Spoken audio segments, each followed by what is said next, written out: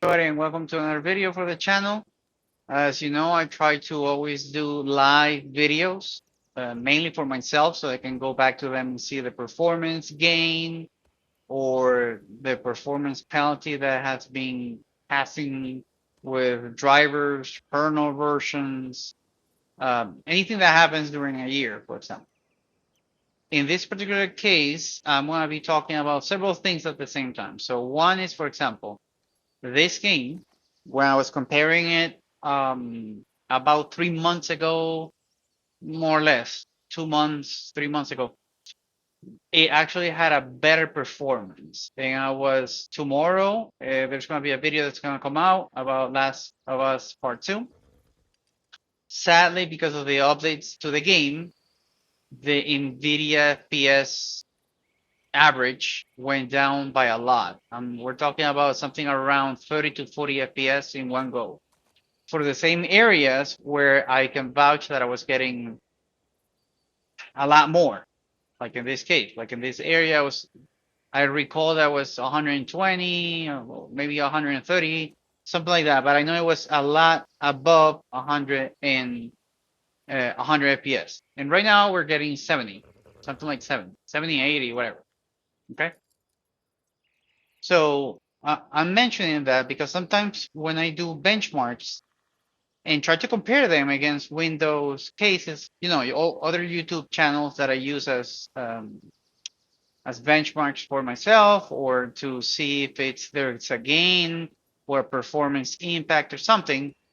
So I'm able to get an idea of the performance cost of using NVIDIA or AMD or anything like that on Linux. Basically, a Linux gaming versus a Windows gaming performance comparison. That's objectively analyzing the information. But in this particular case is when the game between the Windows video that was showing off in this case, the 5090, and me, there were a couple of updates for the game. And it just so happens that The Last of Us, the last of the updates, I don't know which one, basically tripled the FPS by a lot. Like we're talking, let's assume that it was 120, 130 for this forest area. Now it's 70 or 80, 80, 70. You get my point. Like it went down more than 50 FPS in one go. So that's something that needs to be taken into account. Why am I saying that? Because for the past, if you've following the channel for the past 3 years, I've been doing a lot of more than 400 videos of performance comparisons during that time frame for the 4090 and now for the 5090 with different drivers. I've mentioned the drivers and everything that we've seen over the past 3 years. Okay. And you've seen that, for example, one of my videos actually mentioned that out of something like 30 games, 26 of them have better performance than Windows 10 and Windows 11 when compared to at that time with Ubuntu 2404, 2410, and 2504. Okay. But then a couple of things happened. I moved to the 5090. I was forced to use the 570 driver, which is open source in this. Well, open source, not the way that we're thinking open source, but you get my point. The open version of the drivers. Let's just put it like that. They suck. I can immediately tell you that the 5090 is basically sometimes behaves like a 4090 or sometimes behaves worse. And then the 575, even though they fix a couple of things, the performance hit, it's still there. So there have been several games that I've seen, and I've been waiting. I've been very patient, but people need to know this. So on the 5090, 5080, 5070, 5060, whatever driver, whatever card you get from Nvidia, Nvidia hasn't been doing their due diligence, their proper testing. I'm guessing the engineers that are working on the open version of the drivers, they're doing their best job, okay? But something happened in the past 5 months or something up to now that basically crippled the FPS value for them. The drivers really suck now. So it's like we went down to, from a 5090, we went down to a 3090 or something like that, which is a good car, by the way. But you get my point. I mean, you're paying a lot of money for this car, so you're not getting the best performance out of them. I'm hoping that the next version, the next iteration of the 575, I don't know, 578, 79, whatever they want to call it, focuses on the performance, on the actual performance, not on the DLSS crap, okay? On the actual performance. Why? Because I'm running this game, no DLSS, no frame generation, no nothing. This is a 5090 that costs a full computer, okay? Everything here.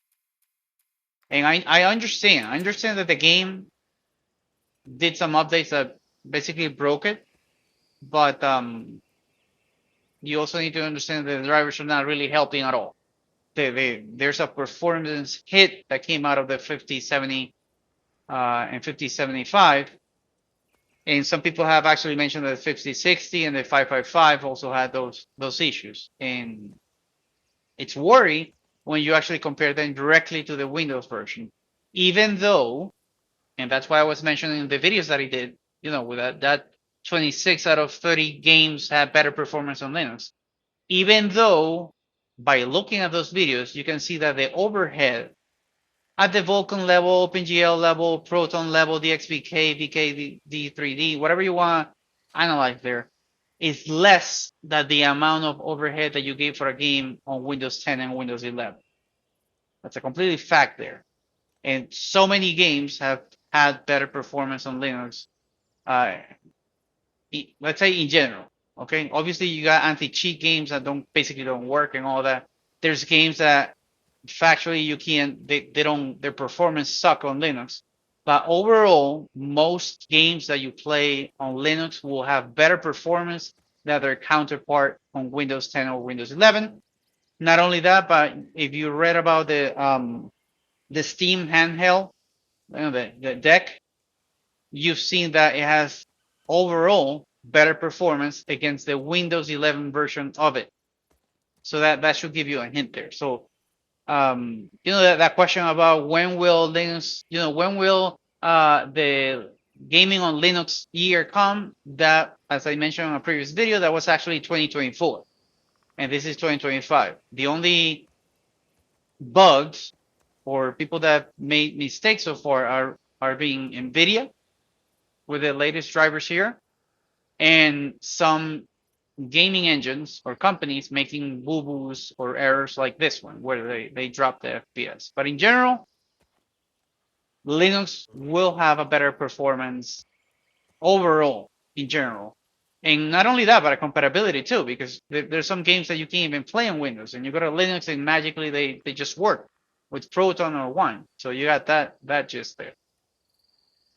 And so I want to get that out of the way for coming videos. I'll be benchmarking because they will have less FPS when I recall that they have more when I was using the 4090 literally last year. So it could be due to two things. A new version of the game that came out and basically broke it, like in Hogwarts Legacy when they came out with the DLSS 3 and all that crap. Or that the Nvidia driver, in my case, Nvidia, because you got AMD over there too. Nvidia drivers with the actual driver created an issue. Okay, so take those two into account when I'm doing the comparison. Okay, with the videos. Now, another thing that came out, I'm using the Steam beta version, is that Steam is coming out with a performance metric. You can see it on the top left. That gives you an idea, more or less an idea of, the FPS value, the average, a little graph there. I know they publish like a longer version of it, but I'm guessing on Linux we only get this FPS thing because of the lack of being able to see the P state on Intel or AMD for the CPU, or seeing other factors like we can see on Mango HUD, which is on the top right. On Mango HUD, I can see the RPM for the GPU. I can see the megahertz. I can see the temperature, which is very nice. CPU usage, all that. Okay, so just to know that it's nice that Steam is making that performance metric thing. It would be awesome if they can give us the option of selecting what we want to see, in what format we want to see, if it's a square kind of thing instead of all the way at the top.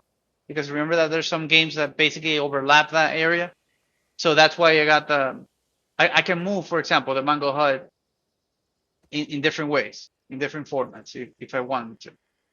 So, and it shows more information. So right now, Mango HUD obviously is the king. But kudos on Steam for making that new Steam performance metric possible, because I'll be able to test, for example, Steam Snap.